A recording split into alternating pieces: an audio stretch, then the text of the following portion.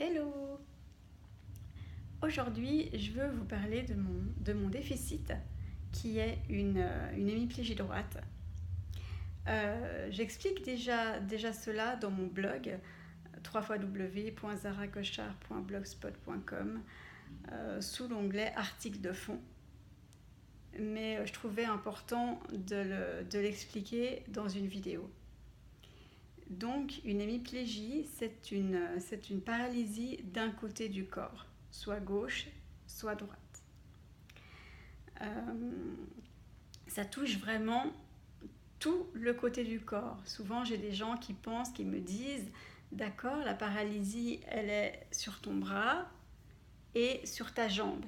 Et voilà. Et moi, je leur dis, non, non, elle est vraiment partout dans le corps. Là, on voit que l'épaule, elle bouge pas comme l'autre.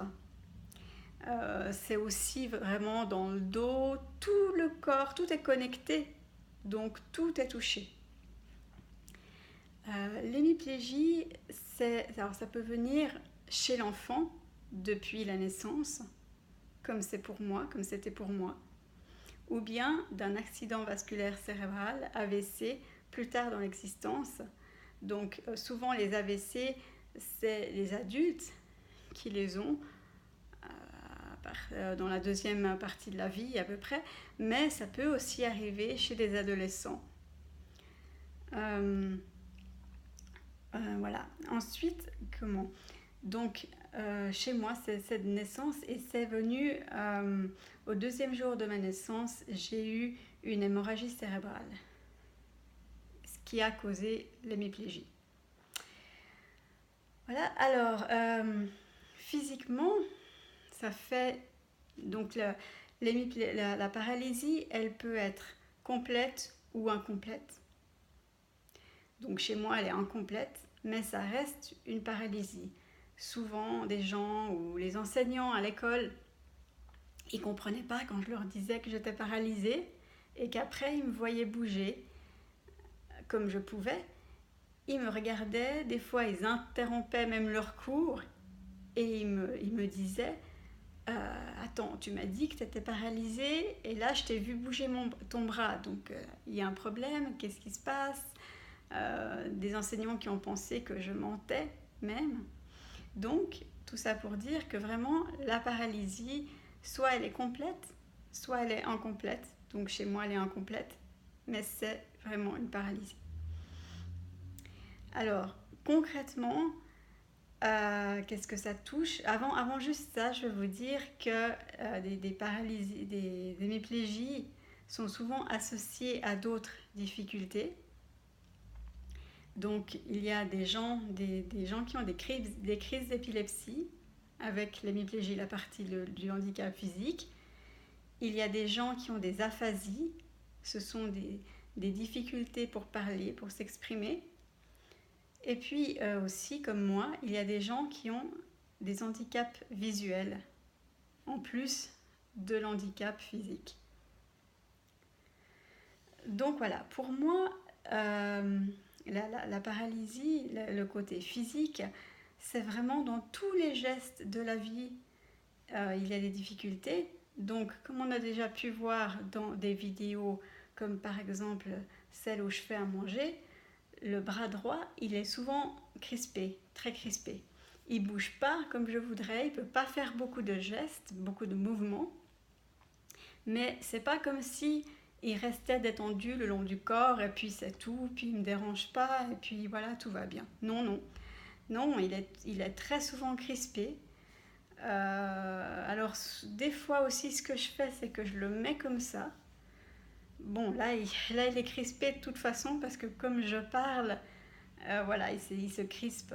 Mais souvent, si je suis détendue, j'arrive à le mettre comme ça. Et puis c'est la position qui est le plus simple pour moi, qui me dérange le moins. Mais dès que je vais faire quelque chose, dès que je vais bouger, dès que je vais parler, le bras, il va réagir. Et il réagit par des crispations. Et les crispations amènent les douleurs. Et plus on est crispé, plus on a de la douleur. Plus la journée avance, plus on est crispé, plus on a de la douleur. Donc je vous laisse imaginer à la fin de la journée comment on se sent. Une chose importante à dire, et je ne sais pas pourquoi, c'est que j'ai pas de sensation tactile du côté droit de mon corps. Ça je sais pourquoi. Voilà, c'est comme ça. Et puis j'ai pas de sensation quand je prends mon bras droit et que je fais des choses sur mon bras gauche ou sur mon bureau ou quoi que ce soit, ou que je touche quelque chose. Et puis j'ai pas de sensation non plus quand avec mon bras gauche je vais toucher mon bras droit. Mais par contre, c'est ça que j'arrive pas tellement à expliquer, par contre je ressens la douleur. Alors voilà. Donc voilà, les crispations, il faut tout faire avec un bras.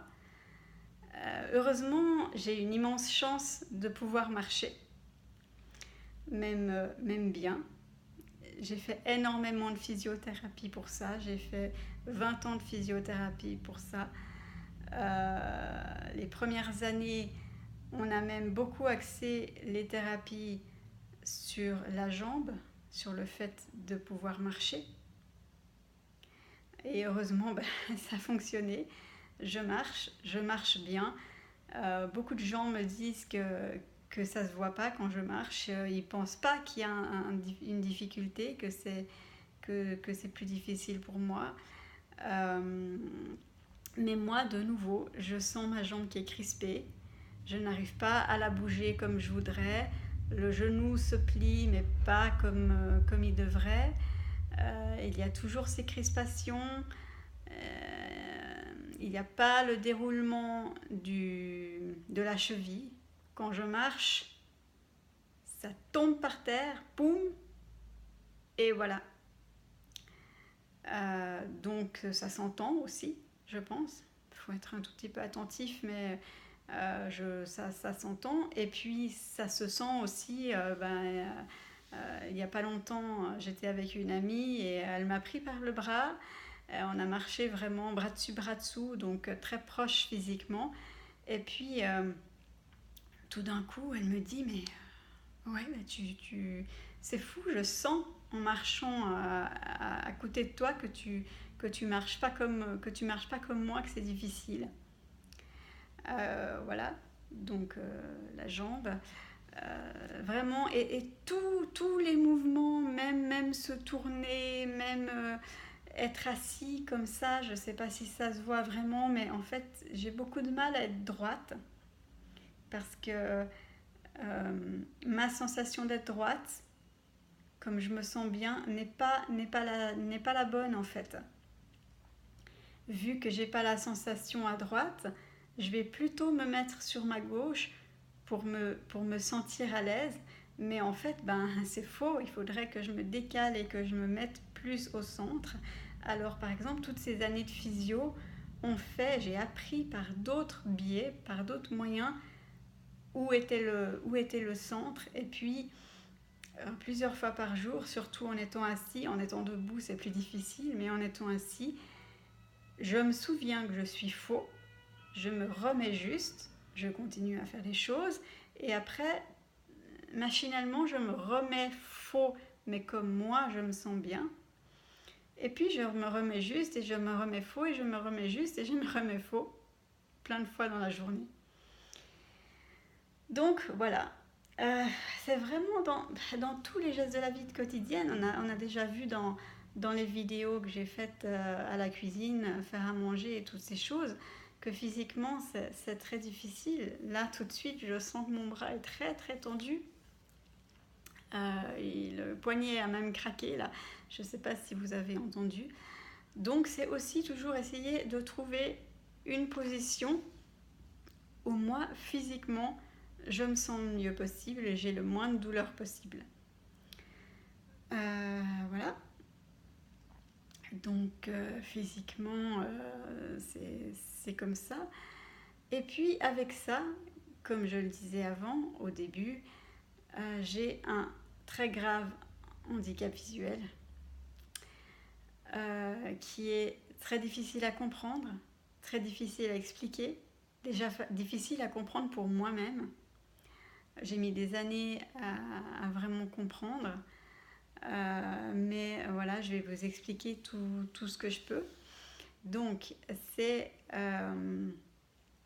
j'ai mon œil gauche qui ne voit rien du tout. Pourquoi c'est l'œil gauche avec une hémiplégie droite?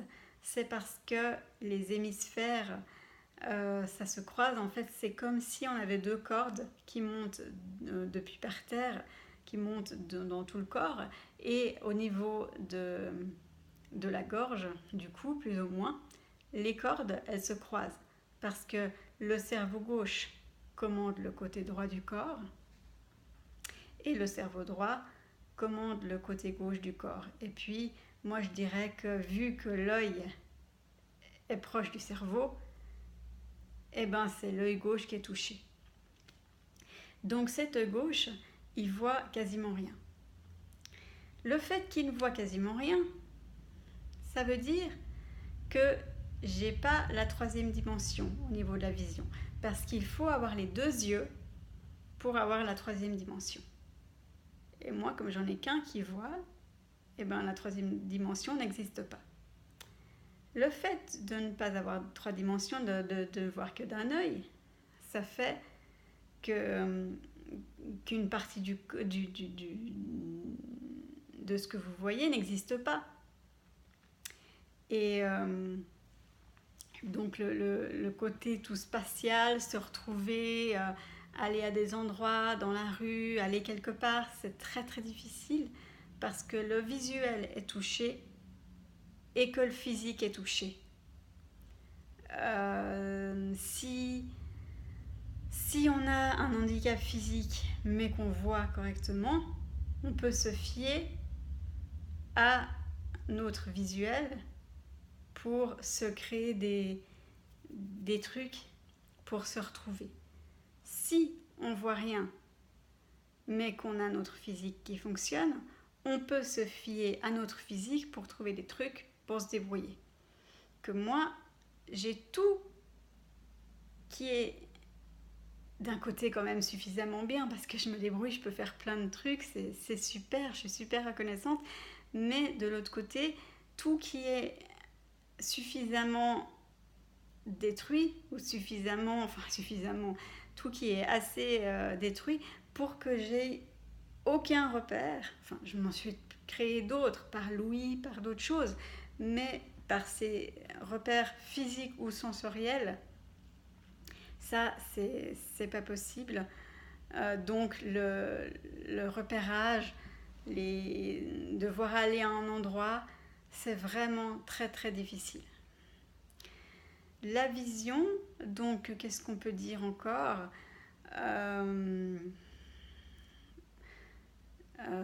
Ouais, je vois que d'un œil et puis j'ai une vision tubulaire. L'œil qui voit, il voit comme dans un tube, comme dans un tunnel. Normalement, on a une vision de 180 degrés. Donc normalement, les bras écartés, si on a la tête droite, on ne bouge pas la tête, on devrait pouvoir apercevoir nos doigts qui bougent. Moi, ce n'est pas du tout le cas. Ça veut dire, pour moi, c'est comme si vous bouchiez un œil et qu'avec l'autre, devant l'autre, vous mettiez un rouleau de papier toilette devant. Ce que vous voyez dans le rond du papier de toilette, c'est ce que je vois. Donc, ça fait pas énorme. Alors, je suis toujours en train de tourner ma tête, comme ça, même beaucoup plus loin là, pour voir tout mon environnement. Et puis, je peux pas passer ma vie à tourner ma tête. Donc, je la tourne, mais ça fait que je me cogne énormément. Je me cogne très souvent parce que je vois pas les choses. Alors, ce qu'il faut, c'est parler. C'est me parler. Ça peut aussi, je suis dehors en train de me promener, et puis il y a quelqu'un qui me voit, qui veut me dire bonjour, puis il va me dire bonjour avec la main. Mais moi, suivant où il est dans un champ de vision, je vais pas le voir. Et puis après, les gens me disent hey, je t'ai vu l'autre jour, je t'ai fait un signe, mais tu m'as pas dit bonjour. Je leur dis alors je suis désolée, mais je vois très mal. Et puis en fait, si vous voulez me dire bonjour et que je réalise que vous m'aviez dit bonjour, il faut me parler. Voilà. Donc oui, visuellement, c'est très très difficile. Qu'est-ce qu'on pourrait dire encore par rapport à ça? Je crois qu'on en a déjà dit pas mal. C'est vraiment. Et puis, peut-être ce qui est encore plus difficile, c'est d'avoir vraiment, comme je disais un peu avant, les deux ensemble, le physique et le visuel. Et puis, quelque chose aussi, par exemple, qui est difficile, c'est que moi, je vais mettre les choses sur mon bureau ou quoi que ce soit à gauche de moi, parce que c'est ma main gauche qui bouge correctement, mais je ne vois pas ce qui est à ma gauche. Donc, je vais risquer de faire tomber les choses, voilà. Donc, c'est encore plus difficile. Voilà. Il y aurait d'autres choses à dire encore, mais je pense que c'est déjà assez complet.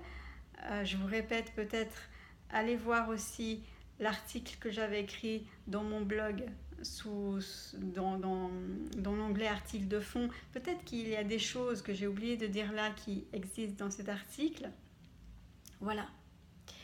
Donc, comme ça, vous avez une connaissance de l'hémiplégie, de ce qu'elle implique pour moi, en sachant que chaque personne qui a une hémiplégie a une hémiplégie à des degrés différents et qu'elle est différente. Certains autres n'auront pas d'handicap visuel, mais d'autres handicaps, comme je disais avant, des crises d'épilepsie, des troubles pour le langage et toutes des choses comme ça. Il y a des gens qui n'auront rien de tout ça, que le physique. Et même le physique, mais pas beaucoup, vraiment pas beaucoup. Je connais des gens qui n'ont... de toute façon, c'est un handicap qui ne se voit pas. Aussi, c'est quelque chose à dire. C'est un handicap qui ne se voit vraiment pas beaucoup. Alors, dans un sens, c'est génial parce qu'on passe plus inaperçu, c'est cool, on peut faire plus de choses parce qu'on a quand même des capacités. Mais de l'autre côté, c'est très difficile parce que ça ne se voit pas. Donc, les gens n'ont pas compris, n'ont pas conscience, pensent qu'on peut tout faire comme n'importe qui. En plus, je suis jeune, donc voilà, je suis censée avoir la force, je suis censée pouvoir. Les gens, ils me voient quand même debout, ils me voient quand même marcher, ils me voient quand même bouger, donc ils pensent que je peux faire tout comme tout le monde, alors que c'est loin d'être le cas. Donc, voilà, je pense que là, il y a déjà pas mal de choses. Voilà. Alors, je vous remercie d'avoir regardé cette vidéo. Et puis, je vous dis à tout bientôt pour une prochaine. Bye bye!